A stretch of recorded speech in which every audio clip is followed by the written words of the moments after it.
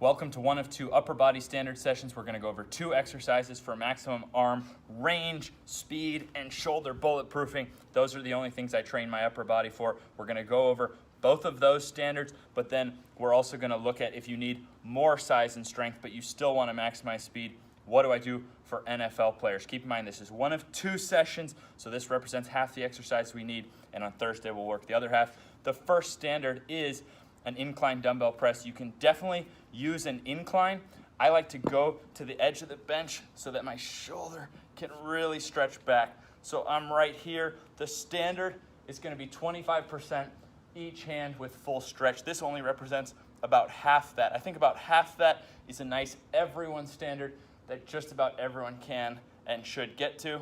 Notice how in dense strength, when we worked on the flat press, the shoulder is somewhat limited. It's going down nice and deep, but the bench actually stops you a little bit short. I like that in dense to gradually get used to it. And then in standards, really having no restriction on that range. Most important would be sending your form from a side angle. You'll notice that if you're shying away from the range, the elbow will either go in front of the shoulder or behind the shoulder. Really, you want to be pulling down, so the elbow should be in line with the shoulder in that bottom position. This is done as a 10 to 15 bracket. So if I make 15, yes, you can go up this the next set. If you fail or can't get at least 10, you would go down. If you fail somewhere in between, that would be a good weight to stay at. Each of those is going to be supersetted with a brachialis, which is this lower under bicep muscle. And really we're working the brachialis and the brachioradialis right here. And don't worry, I'm going to show you how to regress this to a level anybody can do. But basically, what we're trying to do is with a close overhand grip, go from a full stretch, chin over the bar, now look skyward, and fight down, trying to maintain at least a 90-degree angle. When you hit that midpoint, you would then hit the bottom and repeat.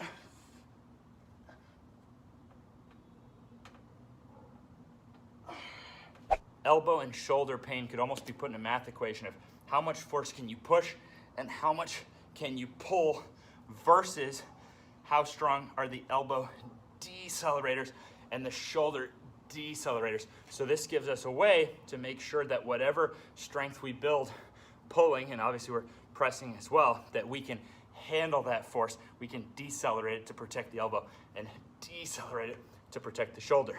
This regresses by just trying to do chin-ups like this, just straight up above the bar and then fight slowly down. That regresses by using a bench to get your chin above the bar and then simply trying to fight down. Even that regresses by trying to do it just as a row to here. And that regresses still by how high you raise it. So simply being able to do a row from about a 45-degree angle to the floor and pull yourself, hold to the bar for 5 nice slow down reps. That would be an everyone standard. And until your form is verified as perfect, sending from a side angle will help us coach you.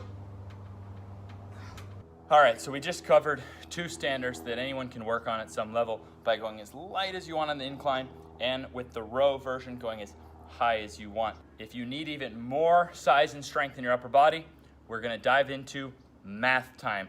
We have two other exercises done as a superset, and you would do these first in the workout before what I've showed you so far. I put a link in the description for Charles Poliquin's upper body structural balance numbers.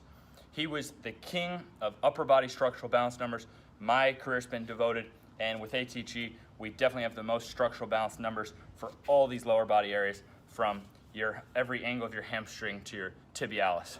So there's an excellent article in there from Charles, which you can look at to see how Charles and I came up with these numbers. We both agree that ATG split squat is the king lower body bulletproofer. So in the ATG system, we use the ATG split squat as the predictor lift to know how strong you could get your upper body in comparison. Now, whether it was high school guys or NFL guys, all my football players did progress from dumbbell, full, perfect form ATG split squat all the way up to bar on front. Now that you're in standards, we've progressed to bar on front ATG split squat. This forms the number that you could base how strong to get your incline barbell press. Charles preferred the incline barbell for athletes. He found it to be a little bit more of an athletic area. Plus, most athletes have already done too many push-ups and flat benches, so the incline provides a really nice balance and a great upper body predictor lift. So in standards, you know each week what you get for 6 perfect reps in the flat ground, bar in front, ATG split squat, hamstring,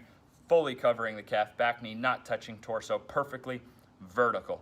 146% of that you can build to in an incline barbell press and give yourself, it's not perfect, it's a solid physics-based number to get to. So whatever your 6 rep in perfect front split squat, you could build to 6 reps in the incline barbell press.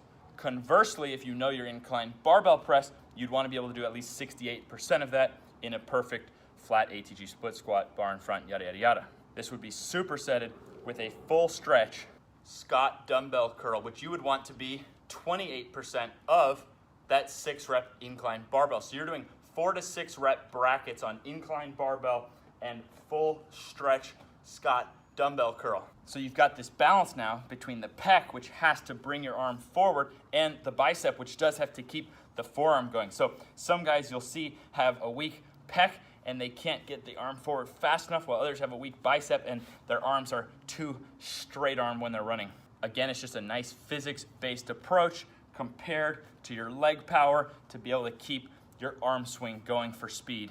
At the end of the day, all that matters is results, and when you're trying to win an Olympic gold medal, you don't have a lot of room for error. One example was a long jumper that Charles trained, and yes, the upper body was one of the 3 weak points in this long jumper, Dwight Phillips. So Charles trained him leading up to the Olympics.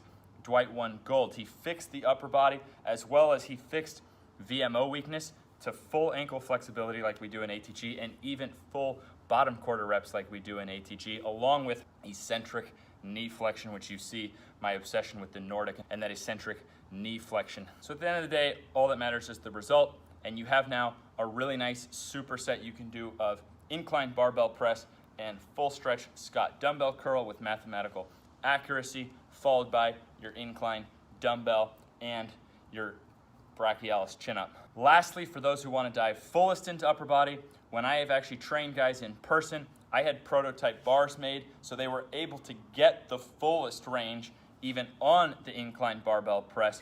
And in fact, if guys wanted to train for flat bench, we used chains on the bar and that bar, so they got full range, which you're not as strong way back here, but then since it gets heavier as you approach extension, we're able to still use the same loads we could have used in a regular barbell, but getting the full range. In this year that I coached a high school football team, we had the most D1 signees per player on the team. Now that's mostly from their coach, who is a super forward thinker and let me get totally crazy with these guys. I put his social media in there. He's absolutely incredible, and I have to thank him for letting me do this with these guys. But it's common sense. It's not rocket science. When you have 300-pounders doing perfect, strict flat bench Marty St. Louis Nordics, these guys were going rock bottom, full range of motion on their squats because I used whatever heel elevation was necessary, as we do in standards, and I used bands or chains on the bar. So they were pushing upwards of 600 plus at the top and 400 plus at the bottom. Now, skinny old me, no one wants to listen to when it comes to the upper body and these kind of things, but just because I didn't do it doesn't mean there's not others out there doing it. Look at this guy doing his benches, one of my best friends in the world, Adam Bighill. Definitely, if you're in football and you're willing to take a forward look at having elite mobility for your sport and bulletproofing and trying to maximize anti-gravity, still getting your football gains, still getting your muscle mass, but maximizing your genetic potential for athleticism and injury prevention, check out Adam Bighill. I put his info in there as well, and you'll see someone who's having a lot of success with himself and others. This guy was from D2, honestly shouldn't have even made it to college football, was too slow, this, that, too short, whatever, ended up making it to the NFL, and he's one of the best CFL players of all time. He couldn't be a nicer guy. He has a huge heart, and he's an absolute genius. I hope you enjoyed this video. Do please remember this is just upper body standard session 1 of 2. The second session is completely different exercises that we need for the full picture. I hope you enjoyed standards that everybody can do. That's the extent of what I do. That's why I'm not looking like, a football player, to be honest. I just maintain those 2 standards that everybody can do for maximum bulletproofing and anti-gravity. But I hope you also enjoyed a couple. It's right in there in the app as optional, so it makes it super easy to follow on how you can work that incline bench or Scott dumbbell. We'll have the same things on Thursday where you have your main ones, and then you do have your stuff that I had my NFL guys do, and it really did work for them to improve. We had guys fixing shoulder pain while running and getting to the fastest speeds of their life. And last but not least, I hope you enjoyed that tidbit on how I think more of these bars should be made. I think it could save a lot of our athletes' shoulders, but using the incline rather than only flat, using your dumbbell pressing. On Thursday, we have our shoulder standards, all that stuff. I don't think you have to have those bars. It would just be really nice. If you look at college and pro football teams, they have endless millions spent on their weight room. So it'd be really nice to get Rogue or some of these companies making. I like that thick bar for your grip, and then having a nice curve there so you can get all the way down.